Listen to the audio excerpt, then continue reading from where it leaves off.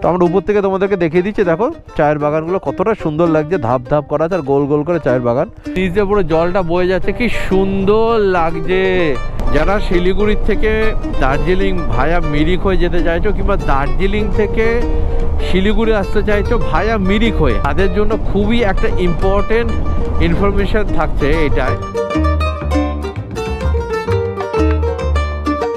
দেখো আজকেও ওয়েদার পুরো ক্লিয়ার আর কাঞ্চনজঙ্ঘা পুরোপুরি ভিজিবল আর রেঞ্জটা পুরোপুরি দেখা যাচ্ছে। আমি আর আজকে ছাদে যাচ্ছি না, এটা হচ্ছে আমাদের রুমের ব্যালকনি, এখান থেকেই স্পষ্ট কাঞ্চনজঙ্ঘা দেখা যাচ্ছে। তো hello beautiful boys and girls, welcome back to my channel. আমি তোমাদের বন্ধু অনেক। তো বন্ধুরা, আজকে আমাদের দার্জিলিংয়ের লাস্ট ডে এবং আমরা আজকে বেরিয়ে পড়ছি বাড়ির উদ্দেশ্যে। তো এখান থেকে অলমোস্ট আমাদের বাড়ির ডিস্টেন্স হচ্ছে 600 কিলোমিটার মতো। তো আমরা এখান থেকে লেপচা জগৎ মিরিক হয়ে যাওয়ার সব করছি। তো দেখা যাক লেপচা জগৎ পরে যদি সময় পাই তো মিরিক হয়ে বেরোবো, নাহলে রিটার্ন আবার রোহিণী রুটে বেরিয়ে যাবো। তো তোমাদের সঙ্গে সব কিছু আপডেট করবো আর তোমরা আমাদের সঙ্গে থেকো। আর চেষ্টা করবো দার্জিলিং থেকে ডাইরেক্ট বাড়ি চলে যাওয়ার, কারণ দার্জিলিং থেকে ইজিলি বাড়ি চলে যাওয়া যেতে পারে যদি সব কিছু তাড়াতাড়ি সব কিছু পেয়ে যায়। তো সকাল সকাল আমাদের ব্রেকফাস্ট চলে এসছে, সুপি ম্যাগি আর অমলেট। এখানেও তাই, একটু সুপি ম্যাগি আমার ভালো লাগে, আর স্যুপ করে খেলে একটু পেটে বেশিক্ষণ সময় থাকে। তো তাহলে তাড়াতাড়ি খেয়ে দিয়ে নিই। আর এখানে এই পাহাড়ি লোকেরা ম্যাগির চরম বানায়, এই টেস্ট হবে, খেয়ে দিয়ে বেরিয়ে পড়ি। अभी तो घर जाना है, अभी घर। रोमियो चलो चलो चलो बेटा, टाटा टाटा टाटा टाटा टाटा टाटा। अच्छा अच्छा अच्छा अच्छा, वो डर रहा है, उसको डर लग रहा है, उसको हेलमेट है ना। रोमियो टाटा टाटा।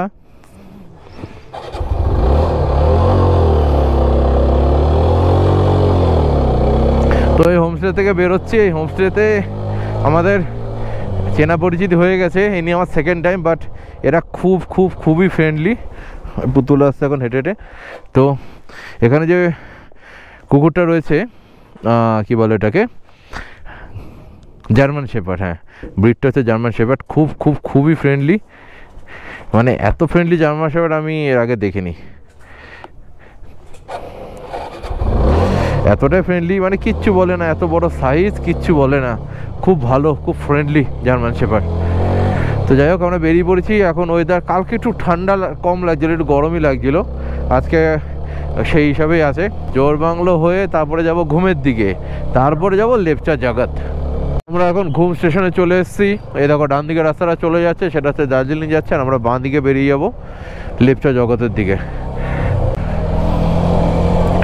এই রাস্তাটা তোমরা যেটা আমরা এখন যাচ্ছি, মানে ঘুমের থেকে লেপচা জগতের দিকে মিরিকের দিকে যে রাস্তাটা, এই রাস্তাটাতে তোমরা যত সব অফবিট জায়গা আছে জানো, মানে বেশিরভাগই দেখবো এখানটাতে আছে। মিম টি গার্ডেন আছে, বিজন বাড়ি আছে, লেপচা জগৎ আছে।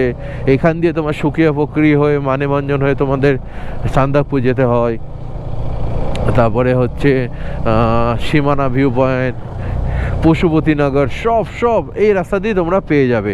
তো শিলিগুড়ি দিয়েও আসা যায়, বা শিলিগুড়িতে এখানে শেয়ার গাড়ি আসে না। শিলিগুড়িতে যদি এই রুট দিয়ে আসতে চাও তাহলে তোমাদেরকে গাড়ি রিজার্ভ করতে হবে। আর দার্জিলিং থেকেও যদি তোমরা শিলিগুড়ি এই রুট দিয়ে যেতে চাও তাহলেও তোমাদেরকে গাড়ি রিজার্ভই করতে হবে, কারণ শেয়ার গাড়ি এই রুট দিয়ে যায় না, কারণ ডিস্টেন্সটা এই রুট দিয়ে গেলে একটু বেশি পড়ে যায়, ওই 8-10 কিলোমিটার মতো বেশি পড়ে যায়। তো সেই কারণে ড্রাইভাররা এই রুট দিয়ে যেতে চায় না, তো তোমরা রিজার্ভ করেই যেতে পারো এই রুট দিয়ে।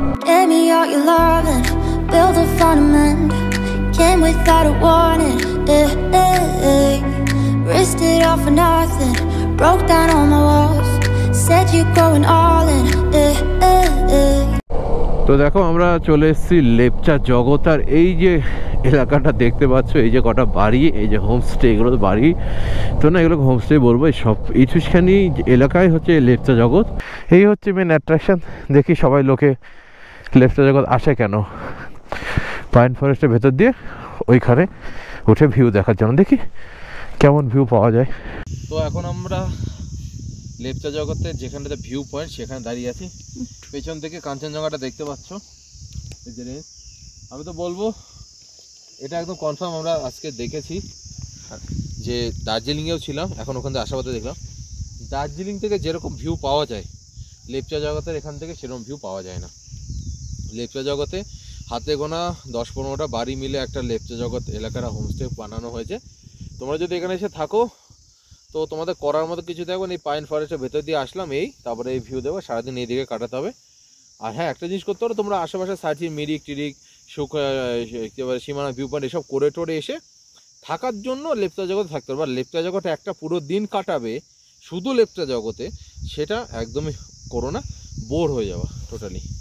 তো ভিউ ঠিক আছে ভালো, সানরাইজ সানসেট হয়তো ভালো মতো দেখা যাবে, বাট সারাটা দিন এখানে বসে থাকলে তোমরা টোটাল বোর হয়ে যাওয়া।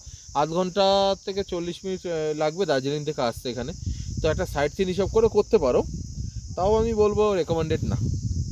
সারাটা দিন কাটানোর জন্য একদম না, সাইট সিন করে জাস্ট থাকার জন্য রাত্রেবেলা সেটা ঠিক আছে। এটার থেকে টাইগার হিলটা আরো সুন্দর ছিল। টাইগার হিল তো একটা নো ডাউট, টাইগার হিল সবথেকে বেস্ট আমার লেগেছে, বেস্ট ভিউ টাইগার হিল থেকে পাবা, তাও একটু বেলা করে যাবো ভালো। বাট এখান থেকে জাস্ট একটু খোলামেলা ভিউটা পাওয়া যাচ্ছে, আশেপাশে শহর, দার্জিলিং, অন্যান্য শহর দেখা যাবে, বাট একদমই রেকমেন্ডেড না। সারাদিন থাকলে ভাই বোর হয়ে যাবে, তোমাদের ব্যাপার, তোমাদের ইচ্ছা। একটা হাস্যকর ব্যাপার শুনবে, এই যে পাইন ফরেস্টটা দেখতে পাচ্ছ, এই যে পাইন ফরেস্ট, এই দেখো এখানে সমস্ত দোকানপাট বসে গেছে। একটু তোমাদের পাইন ফরেস্টটা দেখিয়ে দিই, দাঁড়াও। এই যে পাইন ফরেস্টটা দেখতে পাচ্ছ, এখানে ট্যুরিস্টদেরকে নিয়ে এসে গাড়ি দাঁড় করে রেখে উঠায়, দেখায়। এই পাইন ফরেস্টে এন্ট্রির জন্য তোমাদের টিকিট কাটতে হয়, মেবি 20 টাকা করে হয়তো টিকিট আছে, 20 টাকা করে মেবি টিকিট হবে, আমি সঠিক এক্স্যাক্টলি অ্যামাউন্টটা জানি না, বাট এটলিস্টখানে কনফার্ম যে এখানে টিকিট কেটে তোমাদের এই পাইন ফরেস্টে ঢুকতে হবে। হ্যাঁ, ওখানে তো কাউন্টারও রয়েছে ওইখানটাতে।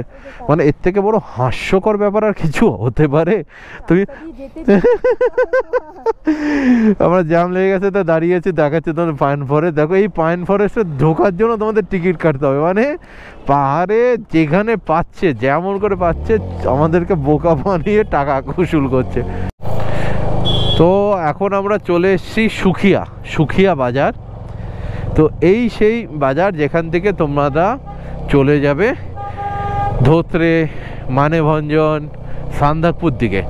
আর এখান থেকে মিরিক দেখাচ্ছে 25 কিলোমিটার, শিলিগুড়ি 69, এনজিপি 74।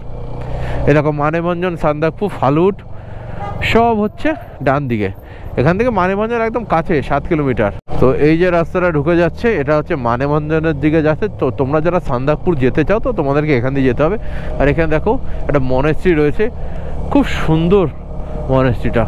ওটা মনেস্ট্রিটা ভালোভাবে ভিউ মানেভঞ্জনের রাস্তাতে ঢুকলে পাওয়া যাবে। তো এখন আমরা চলে এসেছি সীমানা ভিউ পয়েন্টের সামনে।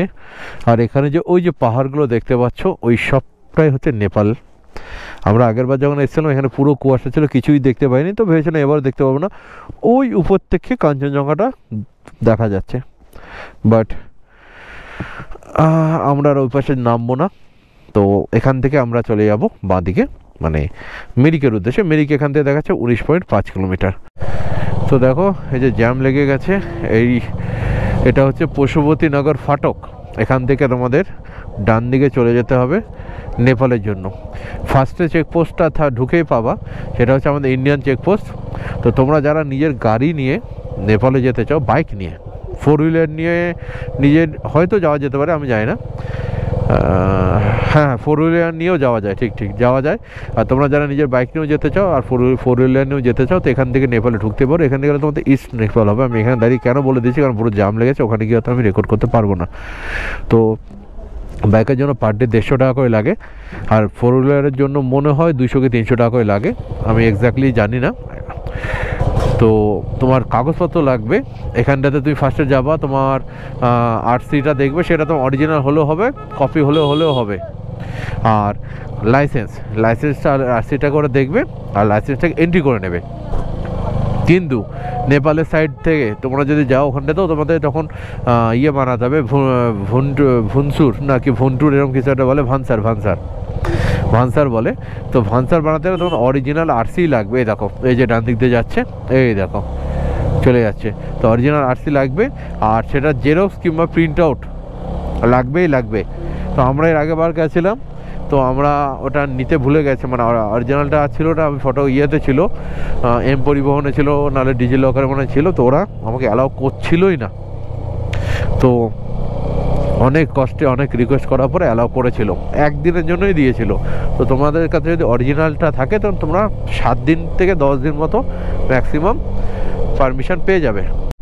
এই দেখো এখানে হচ্ছে স্কোয়াশ গাছ, জঙ্গলে মাচা বানিয়েছে, সব ঝুলছে। তো পুতুল গেছে এখন স্কোয়াশ আনতে, এখান দিয়ে উঠে গেছে এনাদের কাছে শুনে। এই দেখো স্কোয়াশ নিয়ে এসছে, এই দেখো স্কোয়াশ নিয়ে চলে এসছে।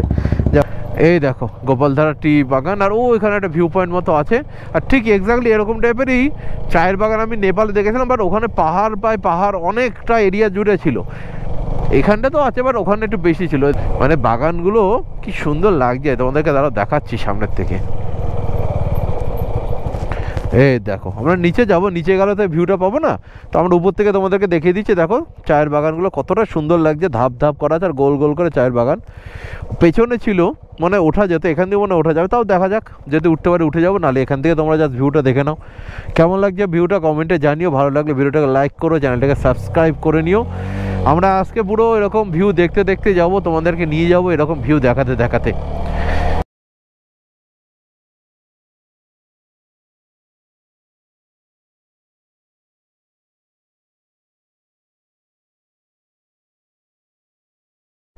ওফ জাস্ট ভিউটা দেখো। আমি তো বলবো শিলিগুড়ি টু দার্জিলিং বা Darjeeling to Siliguri best view route যদি বলো সেটা হচ্ছে এই রুট, লেপচা জগৎ গোপালধারা মিরিকের রুট।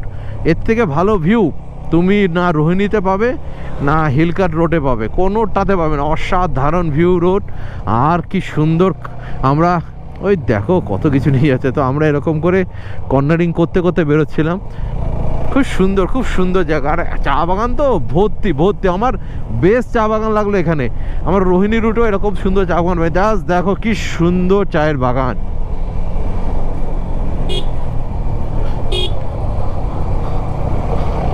অসাধারণ লাগছে, অসাধারণ। এই রুটটা আমার কাছে সব থেকে ভালো লেগেছে, স্পেশালি চায়ের বাগানটা আছে, পাইন ফরেস্ট আছে, চায়ের বাগানটা তো অসাধারণ। চায়ের বাগান পুরো সবুজ।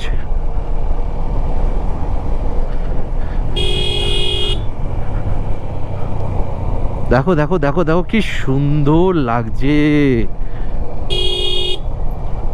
মিরিকে আমরা ঢুকে গেছি। মিরিকের এটা হচ্ছে পার্কিং, তো যারা বড় গাড়ি নিয়ে আসতো তারা পার্কিংয়ের জন্য এখানে রেখো। আর আমি বাইক নিয়ে যাবো ভেবেছিলাম, তো এদের কাছে শুনলাম যে বাইক নিয়ে কি নিচে যাওয়া যাবে, যে হ্যাঁ যাওয়া যাবে, কিন্তু 20 টাকা আপনাকে পার্কিংয়ের চার্জ দিতেই হবে। বাইক নিয়ে গেলেও পার্কিংয়ের চার্জ দিতে হবে, বাইক রেখে গেলেও পার্কিংয়ের চার্জ দিতে হবে। আমি বললাম দরকার নেই ভাই, আমার শিলিগুড়িতে আমি চলে যাবো এখনই, এই বাইরে এখান থেকে দেখে নিয়ে চলে যাচ্ছে আর ছবি তুলে।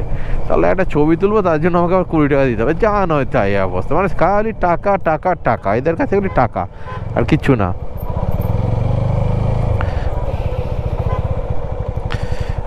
এই হচ্ছে দেখো মিরিক লেক, আর এই যে পুরো সেই পাইন ফরেস্ট। এখানেই ওই যখন আই লাভ মিরিক লেখা আছে, আর এই পাশে সমস্ত হোটেল। আর ওই যেটা তুমি ব্রিজ মতো দেখতে পাচ্ছ, সবাই ওখান থেকে পার্কিংয়ে রেখে ব্রিজে উঠে এই পাইন ফরেস্টে ঢোকে। আর এই মিরিকে এই দেখার আছে, আর তো কিছুই নেই। এখানে হোটেলে থাকে একদিনের জন্য, এসে এইসব দেখে। তো তোমরাও এসে দেখতে পারো, আমরা নিচে গেলাম না। বাট সত্যি কথা বলতে ভালো লাগছে দেখতে। জলটা যদি একটু পরিষ্কার হতো আরও ভালো লাগতো, কারণ এখানে জলের মধ্যে যা নয় তাই প্লাস্টিক ফেলে দিচ্ছে। বাট ঠিক আছে, ভালো লাগছে। তো দেখো চলে এসছি আই লাভ মিরিকের সামনে। মিরিক থেকে অনেকটা দূরে, এটা অনেকটা ডিস্টেন্সে, আর এখানে পুরো চায়ের বাগান ভর্তি। মানে শিলিগুড়ি থেকে যেতে গেলে আগে এটা পড়বে, তারপরে অলমোস্ট 5-7 কিলোমিটার বাদে গিয়ে মিরিক পড়বে। আর এখান থেকে শিলিগুড়ি দেখাচ্ছে এখনো 42 কিলোমিটার, 1.5 ঘন্টা টাইম লাগবে। দেখি এখানে আমি একটু দাঁড়ালাম, এখানে কিছু সবজি দেখতে দেখো, এখানে অ্যাভোকাডো ভর্তি রয়েছে, অ্যাভোকাডো। আর মেনলি যেটার জন্য আমি এখানেতে এসেছি, আমি এখানে এক ধরনের লঙ্কা দেখছিলাম, সবাই বিক্রি করছিল। এই মির্চা है ना? अच्छा अच्छा, ये बम्बू का है। ये बम्बू का मतलब बम्बू का नीचे में जो रहता है। अच्छा अच्छा, देखो बांसेर যে গোড়ার থেকে, এটা হচ্ছে বাঁশের আচার। ये क्या दाम है इसका? 150। ओके, और यही मिर्चा यही है क्या? देखिए ये नाम क्या होता है मिर्च का? ডালি বলতে হয়। ডালি, এই ডালি লঙ্কার এগুলো খুব ঝাল, এগুলো পাহাড়ে পাওয়া যায়। আর এগুলো সব জল আর লবণের মধ্যে ভিজিয়ে রেখেছে যাতে এটা ভালো থাকে। এটা বাঁশের ই আচার है क्या? আচার। দেখি দেখি, দেখো কত কিউট কুকুরের বাচ্চাগুলো, দেখো কি কিউট কুকুরের বাচ্চাগুলো হয়েছে, এই কিছুদিন হয়েছে আগে দিয়েছে। বাপরে বাপ, 500 টাকা কেজি এই লঙ্কাটা দাম। তো এই দেখো রাস্তার মধ্যে হনুমান আছে, এই গাড়িতে কিছু দিচ্ছে, দেখো দেখো দেখো দেখো দেখো কত ভালো। এই দেখো তো দাঁড়িয়ে আছে, ওরা নিজেদের মধ্যে মারামারি করছে যে কে নেবে না নেবে, বাট শান্ত হনুমানটাকে দিচ্ছিল, দেখো শান্তভাবে দিচ্ছে। এখন প্রচুর প্রচুর হনুমান তো এগুলো বাঁদর বাঁদর, দেখো দেখো সব বাচ্চা বাচ্চা, সব ছোট ছোট বাঁদর, কত সুন্দর কিউট ভাবে দাঁড়িয়ে থেকে ইয়ে নিচ্ছিল বিস্কুটগুলো, কত শান্তভাবে। আর নিচে শিলিগুড়ি শহর দেখা যাচ্ছে, হয়তো ক্যামেরাতে উঠবে না, বাট নিচ থেকে আমি দেখতে পাচ্ছি শিলিগুড়ি শহরকে।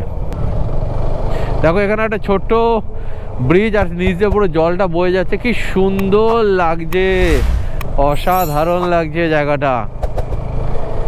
বাহ, আমরা সমতলে চলে এসেছি, আর মাত্র 1 মিনিট, দেখতে পাচ্ছি না, আর মাত্র 27 কিলোমিটার।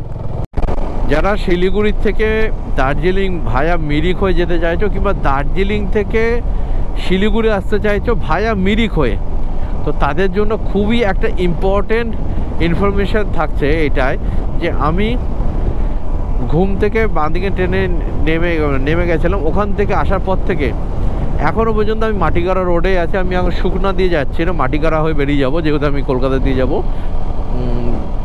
তো শিলিগুড়ির দিকে গেলে আমি শুকনা হয়ে যেতাম। তো এখনও পর্যন্ত স্টিল আমি যে নেমে এসেছি, আমি একটা পেট্রোল পাম্প পাইনি, সারা রাস্তাতে একটা পেট্রোল পাম্প নেই। তো তোমরা যারা আসবে তারা এই কথাটা মাথায়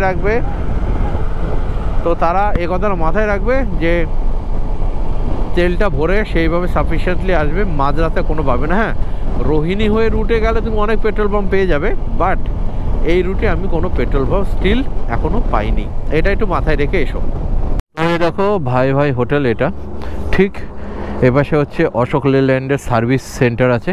তো এই যে ভাই ভাই হোটেল থেকে আমরা দুপুরে লাঞ্চ করলাম, অশোক লেল্যান্ডের সার্ভিস সেন্টার ওই পাশে।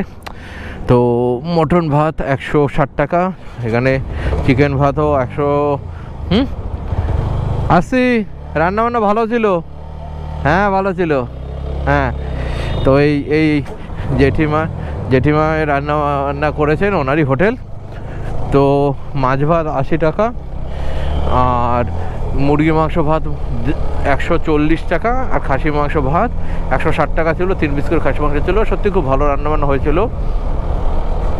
আমরা আবার 3 পিস মতো খাসির মাংস, মানে এক প্লেট মতো নিলাম, সত্যি ভালো রান্নাবান্না কোয়ালিটি ছিল। আর এখন এখান থেকে দেখাচ্ছে আমাদের বাড়ির ডিস্টেন্স 450 কিলোমিটার মতো।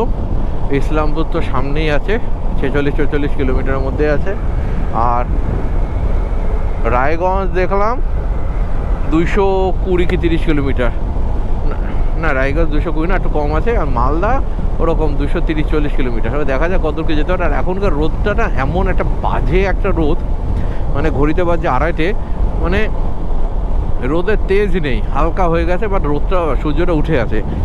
এই রোদে চশমা পরে থাকলেও কেমন একটা কালচে ভাব চলে আসছে, খুলে ফেললেও চোখে লাগছে, মানে বাজে রকম ব্যাপার।